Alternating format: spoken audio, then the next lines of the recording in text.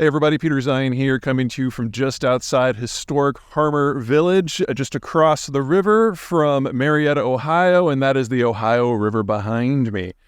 Today we're going to be talking about something that is an exception from the exception.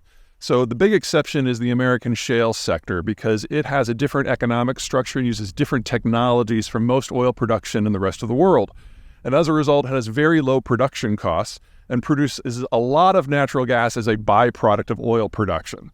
So when you're in Texas, most notably say the Permian, people are after the crude oil, and then natural gas comes up as a byproduct, and they have to flare that natural gas until the infrastructure can be built out to absorb it and bring it into, say, the chemical sector. Here in Ohio and moving into Pittsburgh area in Pennsylvania, you've got a different problem. The natural gas field is the Marcellus and the Utica, and they are dry gas fields where people are after the natural gas rather than the liquids because they're using it for fuel in every place from Chicago to Boston to Washington, D.C. And so they need it for electricity. But there are still liquids here, especially in the western parts of the play, which move into, say, Ohio. There you're getting a fair percentage of something called natural gas liquids, which in layman's terms means things like propane and butane.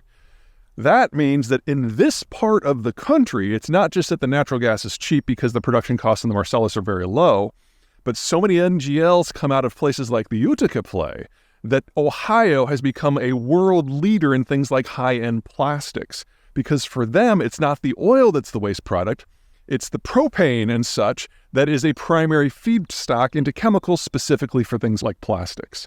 And so we're seeing dozens of chemical facilities that do secondary processing popping up in the more populated parts of Ohio, taking advantage of what is basically below global cost inputs of things like ethane, propane, butane, and the rest.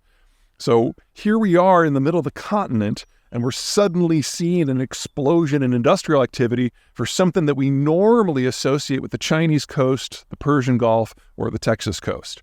Very different situation, very different geology, very different outcomes.